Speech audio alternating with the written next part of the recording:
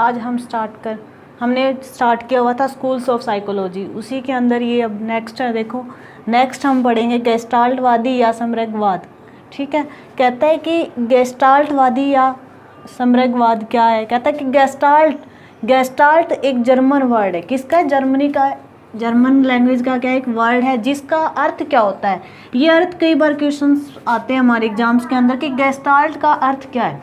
इसका अर्थ होता है पूर्णाकार, होल, व्यवस्थित या समृद्ध या वाइड, या फिर कह सकते हो ना होल लिखा होता है भाई, पूर्णाकार इसे इंग्लिश में जो बोलते हैं। कहते हैं कि हमारे पास गेस्टाल्ट का मीनिंग होता है किसी चीज़ का पूरा रूप। ठीक है ना, पूर्णाकार, व्यवस्थित, समृद्ध, वाइड या होल। इसको पूर्णाकार क्या होगा? जब होगा तभी कोई रूप या आकृति या उसकी क्या होती है, संरचना होती है। ठीक है, कई बार अर्थ के अंदर ये भी दिए होते हैं या क्या क्या दिया होता है, गेस्टाल्ट के लिए पूछा होता है कि गेस्टाल्ट का अर्थ क्या होगा, तो वहाँ पे आपको क्या मिलेगा, या तो इनमें से कोई ऑप्शन होगा जैसे पूर्णाकार, व्यवस्थित, समृद्ध या कुछ और, या फिर कई बार ये दिया होता है रूप, आकृति या संरचना, इनमें से कोई एक चीज़ होती है। ठीक है, तो ये अपना ध्यान रखना।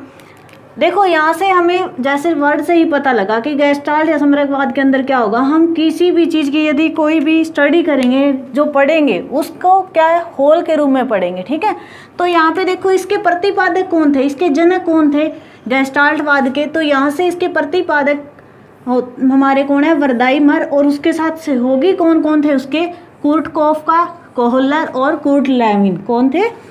मैक्स वर्दाइमर हमारे क्या है प्रतिपादक, और उसके साथ में कौन थे हमारे पास, कुर्टकोफ्का। ठीक है, और साथ में कौन थे, कोहलर और कुर्ट लेविन। ठीक है, तो यहाँ इन चारों को ही क्या बोला जाता है, गेस्टाल्टवादी बोला जाता है, क्योंकि इन्होंने क्या दिया था, गेस्टाल्टवाद या फिर समृगवाद संप्रदाय दिया था। ठीक है, इन्होंने अपने जो ये संप्रदाय था या स्कूल्स ऑफ साइकोलॉजी था जो ये गेस्टाल्टवादी, इसके अंदर इन्होंने कहा कि मानव व्यवहार या अनुभव है ना, उनको अलग अलग भागों में अध्ययन नहीं किया जा सकता। उनको क्या एक पार्ट के रूप में स्टडी नहीं कर सकते, हम पूरे को कंप्लीटली होल के रूप में स्टडी किया जाता है। ठीक है, देखो उसने कहा कि व्यवहार और जो अनुभव होते हैं ना, उनको क्या अलग अलग भागों में करके अध्ययन संभव नहीं है। क्या है? अध्ययन नहीं किया जा सकता। गेस्टाल्ट मनोविज्ञान के अनुसार कहता है कि ये जो गेस्टाल्ट था, ये कहता है कि मनोविज्ञान है वो किसी वस्तु को समग्र रूप में देखता है, कहता है होल के रूप में देखता है, ना कि पार्ट के रूप में या फिर उसके एलिमेंट के रूप में। कहता है कि गेस्टाल्ट ने कहा कि मनोविज्ञान क्या है, मीनिंग हमने संप्रदाय वही बताए थे ना जो मनोविज्ञान को क्या स्टडी करने के मेथड्स बताता है हमें। कहता है कि गेस्टाल्ट ऐसा हमारे पास क्या स्कूल्स है जिसने कहा भी किसी वस्तु को समग्र या एज होल देखा जाता है, ना कि उसके एलिमेंट्स या तत्वों के रूप में। ठीक है, अब कहता है कि देखो इसके अंदर उसने कहा कि हम क्या करेंगे, हमारे जो क्या है पूरा या होल की स्टडी करेंगे। ठीक है ना, मानव व्यवहार की या अनुभव दोनों इकट्ठों क्या साथ में पढ़ा जाएगा, ना कि पहले हम व्यवहार का डिस्कस करेंगे ना फिर उसके अनुभव का। मीनिंग ये नहीं है कि उनके अलग अलग डिवाइड में करके क्या करना है, पढ़ना है। ठीक है, तो यहाँ से हमारे पास क्या आया, देखो उसने कहा कि क्या है, होल से पार्ट जाएंगे, कहाँ जाएंगे, पूर्ण से अंश की ओर जाते हैं। मीनिंग जो हमारी कोई भी स्टडी करनी हो हमें किसी चीज़ की, तो होल से यदि पार्ट जाना हो, तो ये किसने कहा या कौन से हमारे स्कूल्स के अंदर बात की गई या कौन से संप्रदाय के अंदर बात की गई, ये हमारे पास गेस्टाल्टवाद के अंदर स्टडी किया गया। तो यहाँ से ये कई बार आता है कि जो गेस्टाल्टवाद था उसने हमें क्या दिया, एक पद्धति दी, शिक्षण पद्धति दी, वो कौन सी, पूर्ण से अंश की ओर, होल टू पार्ट की तरफ। ठीक है, कहता है कि देखो गेस्टाल्टवाद में उसने कहा कि उसको क्या है, व्यवहार व अनुभव को अलग अलग नहीं करना, क्या उसकी पूरे इकट्ठी स्टडी करनी होती है। इसी से रिलेटेड फिर देखो इसमें आता है, कहता है कि जब हम क्या वो उसको इसके अंदर क्या होगा, कोई चीज़ का यदि हमारे पास समस्या आ रही है तो उसके लिए अचानक से माइंड में यदि कोई हमारे पास क्या आ जाता है, उससे रिलेटेड थॉट आ जाता है, या कह सकते हैं उसके रिलेटेड हमारे पास कोई सॉल्यूशन आ जाता है, तो वो क्या हो जाता है, उस चीज़ का रिजल्ट बन जाता है। मीनिंग इनसाइडफुल लर्निंग थी ना, अंतर्दृष्टि सिद्धांत अधिगम का जो था, उस ये थ्योरी भी किस पे डिपेंड है, हमारे गेस्टाल्टवादी जो हमारा स्कूल या संप्रदाय था उस पर डिपेंड है। और ये थ्योरी किसने दी थी, कोहलर ने दी थी। किसने दी थी? कोहलर, जो किसके इसमें हमारे साथी थे, किसके अंदर? गेस्टाल्टवाद संप्रदाय के अंदर। कहता है कि इसके अंदर क्या होता है, यदि कोई समस्या है वो क्या करेगा? सूझबूझ के द्वारा अपनी क्या है अंतर्दृष्टि होती है, उसके थ्रू क्या निकालेगा? उसका सॉल्यूशन निकालेगा।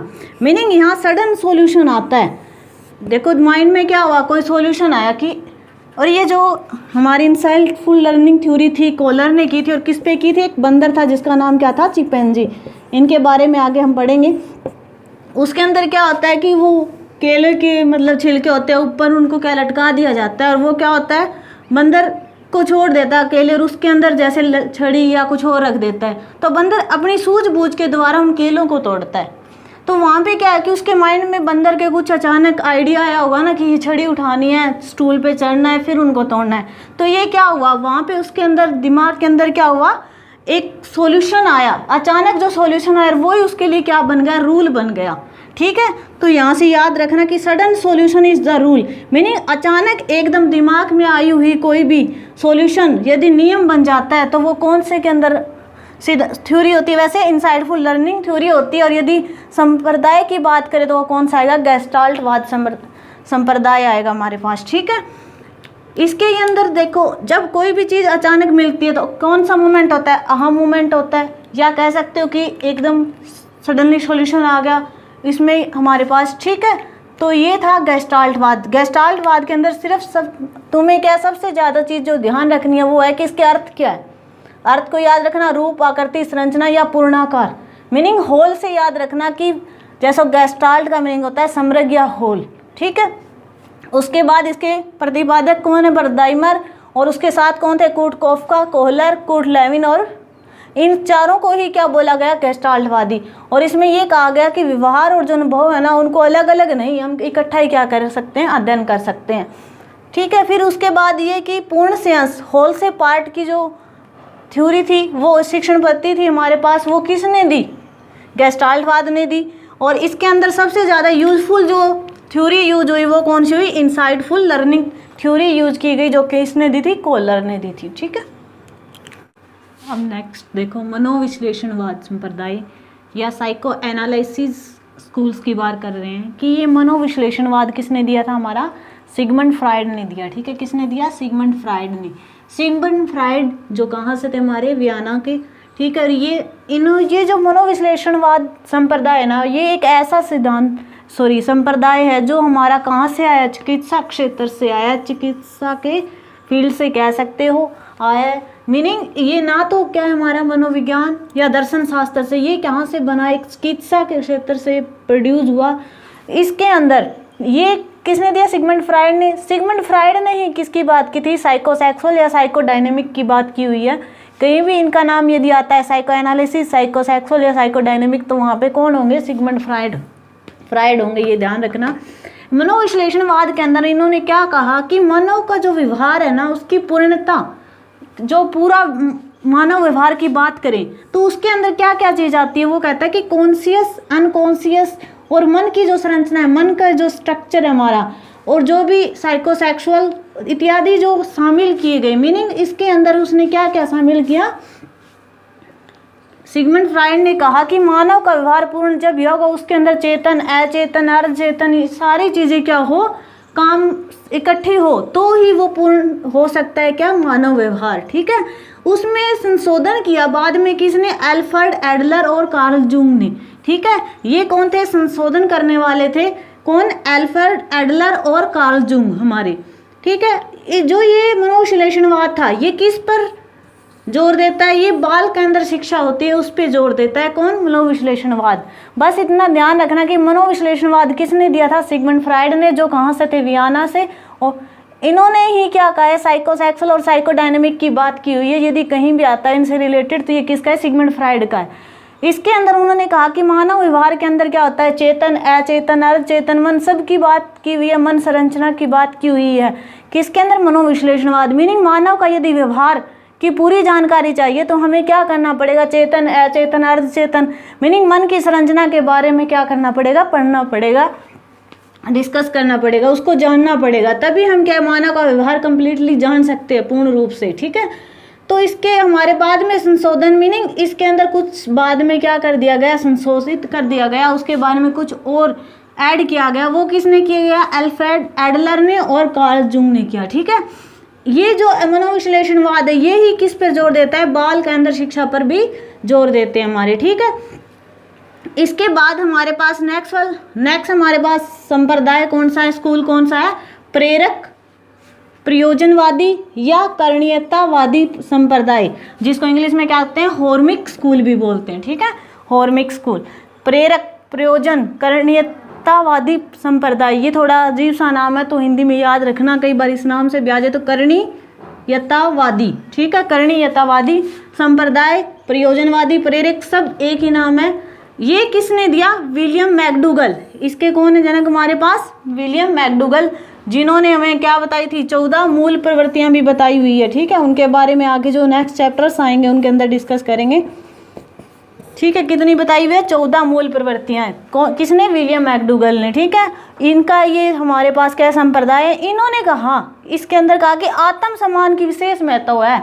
अभी तक कोई भी संप्रदाय उसके अंदर ये बात नहीं हुई थी कि आत्म सम्मान, सेल्फ रिस्पेक्ट के बारे में कौन बात करते हैं, मैकडूगल बात करते हैं। ठीक है, आत्म सम्मान के बारे में इनको विशेष महत्व दिया। इन्होंने कहा कि किसी भी काम को करने के पीछे कोई ना कोई प्रयोजना या उद्देश्य जरूर होता है। ठीक है, मीनिंग नाम से ही ना, प्रयोजन, कुछ तो प्रयोजना की गई हो ना किसी काम को करने के लिए, या कोई तो उद्देश्य होगा, यही है। ठीक है, सभी कार्यों के पीछे कोई ना कोई या तो क्या होगी, उसकी प्रयोजना बनाई होगी भी किस तरह से करना, या कुछ उद्देश्य होगा कि हमें ये करना है। ठीक है, इसको प्रेरक क्यों कहा गया, प्रेरक इसलिए कहा गया कि किसी भी कार्य को करने या कार्य करने की इच्छा पर ये क्या देता है, जोर देता है, मीनिंग हमें प्रेरणा देता है कि ये काम करना है।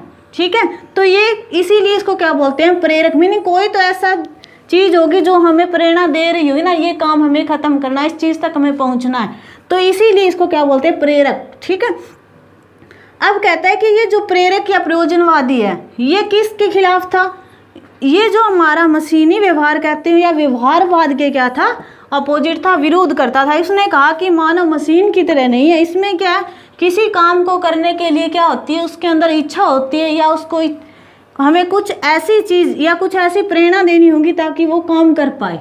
ठीक है, तो ये क्या हुआ, मशीनी या व्यवहारवाद के क्या था, विरोध था। कौन सा संप्रदाय, प्रेरक प्रयोजनवादी या करणीयतावादी संप्रदाय। ठीक है, नाम अब याद रखना इसका क्या है, विलियम मैकडूगल हमारे पास। साहचर्यवाद के बारे में बात करते हैं। साहचर्यवाद किसने दिया, जॉन लॉक ने दिया। ठीक है, इसके अंतर्गत संपदन समृद्धि के ज्ञात करने साहचर्य को स्वीकार किया। ठीक है, मीनिंग हमारी जो संपदन समृद्धि है उनको ज्ञात करने के लिए साहचर्य को स्वीकार किया गया। मीनिंग साहचर्यवाद था वो हमारे पास दो होते हैं वैसे, एक पुराना और एक आधुनिक साहचर्य। पुराने के अंदर क्या कहते हैं, जिसमें साहचर्य की व्याख्या, मीनिंग जो साहचर्य है उसकी व्याख्या क्या किससे की गई हो, समानता, विरोध, कारण या नियमों के आधार पर की गई हो, तो वो तो कौन सा है, पुराना। जिसके अंदर साहचर्य की व्याख्या जो करते हैं वो किसके रूप में करें, समानता के, विरोध के या उसके कारणों के, नियमों के आधार पर की गई हो।